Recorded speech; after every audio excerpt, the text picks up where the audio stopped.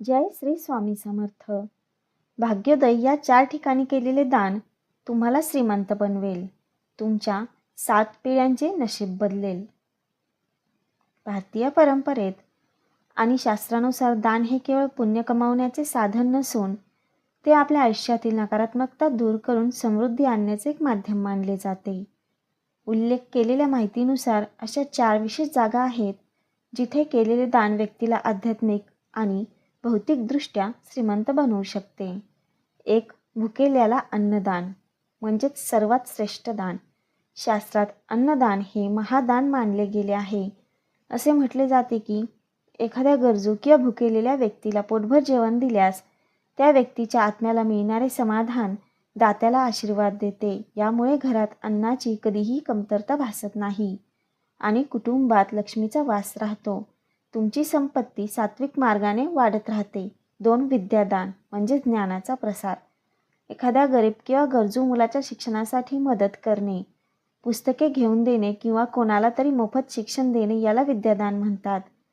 ज्ञानाचे दान केल्याने केवळ तुमचीच नाही तर तुमच्या पुढील 7 पिढ्यांची प्रगती होते. शिक्षणामुळे पिढ्यानपिढ्या चालत आलेली गरिबी नष्ट होते आणि समाजात दिगंत कीर्ती म्हणजेच मोठी प्रसिद्धी मिळते. 3. धार्मिक स्थळे किंवा मंदिरांना गुप्तदान.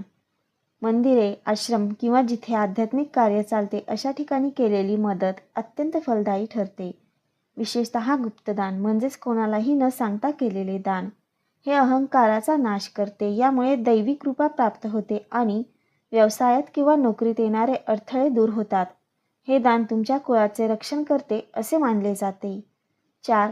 आजारी आणि असहाय्य व्यक्तींना औषधोपचार.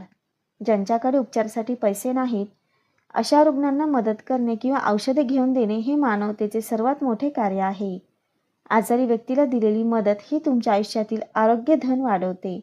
असे म्हणतात की इतरांचे प्राण वाचवण्यासाठी केलेली मदत तुमच्या कुटुंबाला संकटापासून वाचवते आणि दीर्घायुष्य प्रदान करते.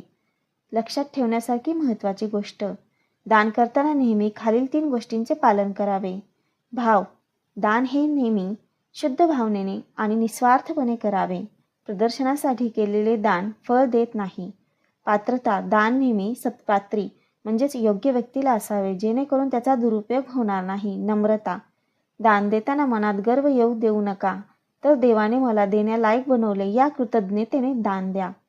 श्रीमंती केवळ बँकेतील पैशांवरून ठरत नाही, तर तुमच्या हाताने किती जणांचे भले झाले यावर ठरते.